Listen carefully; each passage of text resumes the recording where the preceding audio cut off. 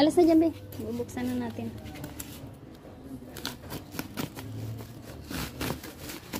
Alis na dyan, alis na.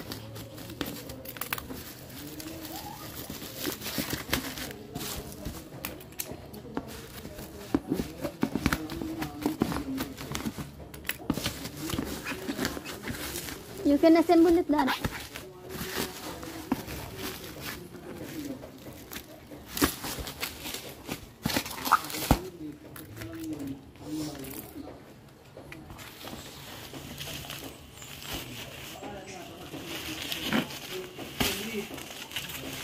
Kelly, come here. Hi. Not yet. Okay. This look like nice. It's a little bit heavy, that's good.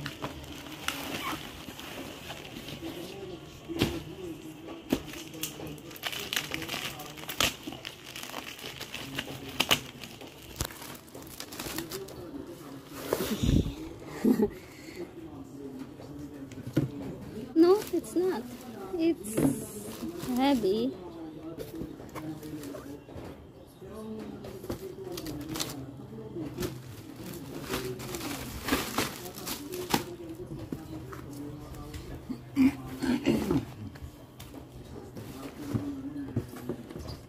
Walang instruction.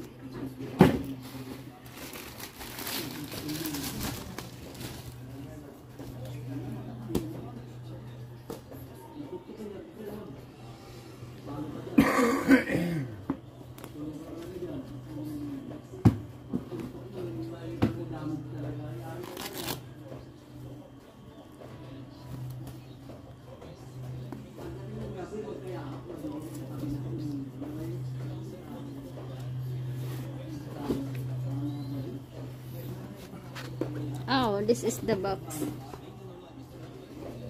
Yeah. It's cute. Vent girls. Yan, you have an stairway na. No need to disturb mommy and daddy. Yeah, welcome home. Yeah, Bentlit, Ate Mira.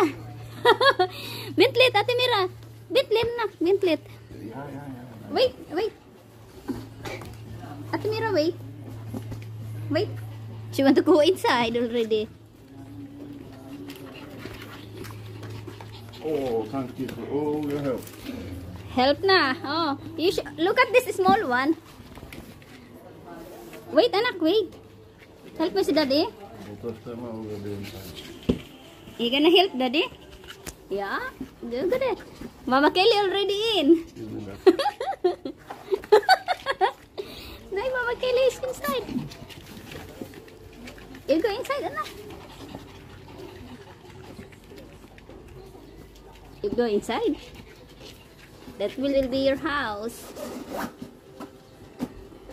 Do you think they will be in there?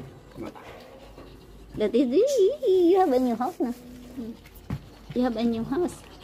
There, Ate Mira also is in. Aha. How they understand this tactic, I don't know.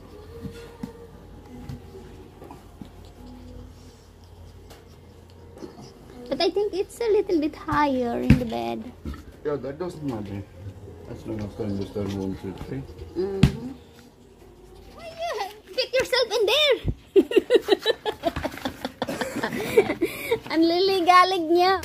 Tingnan natin yung stairway. Inilagay na ni My Love dito sa kwarto. Bali, hindi ko talaga alam yon na yun pala ang laman ng package. Sinabi lang niya, meron daw siyang in-order na something na kinabangan ng mga alaga ko. Alaga namin na aso. Tapos, sabi niya, affordable naman daw para sa kanya. Kaya ibinili niya yon. Hindi talaga ako nag-order noon kahit ilang taon na yung mga aso ko. Kasi namamahalan ako. Saka, si My Love naman kapag ginusto niya, gusto niya talaga. Kaya ayun, nagulat na lang ako. Sabi niya, may parcel na padating para sa mga aso. Tapos tinawag niya ako kanina kasi dumating na nga para diretso sa kutsyon. Opo. Tada! Kalat ng higaan eh. Oh. Hindi pa ako nag-ayos ng higaan, nagligpit. Ito, nilagyan namin ng kulambo kasi napasok sila dyan sa loob. Alis dyan natin, Mira. Meron niya na cabinet, ay ano ba tawag yan? Drawer. Yung nilalagyan namin ng, pwedeng lagay ng damit o kaya ng mga bedsheet. Ang kaso, kapag maglilinis ako, mahirap. Mabigat ba? Kaya tuluyan ko nang inalis doon sa kabilang kwarto, nilagay ko. Tapos nilagyan namin ng kulambo kasi napasok ang mga aso sa loob. Ayan. Gawa ng kapag gabi or kahit umaga, kapag nanood kami ng TV dito sa kwarto, sa baba may TV din kami, pero mostly dito kami sa kwarto nanonood kasi para makaidlip, ganon. Itong mga aso, kapag gusto din nila pumunta ng kama namin, ay nagpapakarga. Siyempre naaabala kami pag halimbawa nakahiga na tapos tatayo kasi kakargahin. Kaya nag-order si My Love ng ganitong stairway. Ngayon, aaralin nila to. Hopefully, mga ilang araw, alam na nila kung paano gamitin. Sumunod din sila. Ayan, chismis. Oh, yung allergy mo dumadami, lab.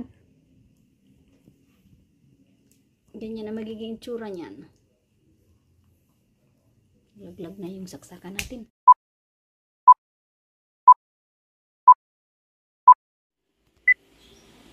Nag-crave ako sa steak.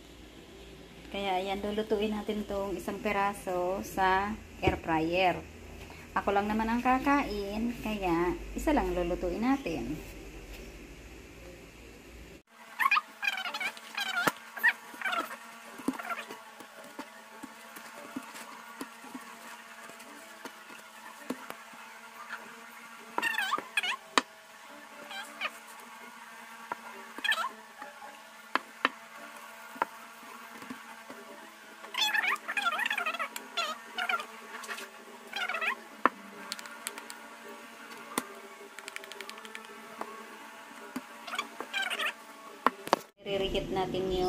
Preheat natin yung air fryer. Ganito itsura niya. Ganito ang itsura niya sa 10 minutes. 180. Babalik na rin natin.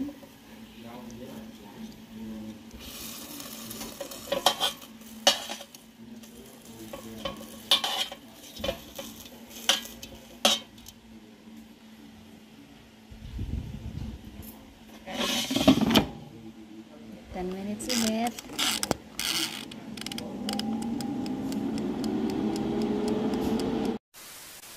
Iniwa ko na din.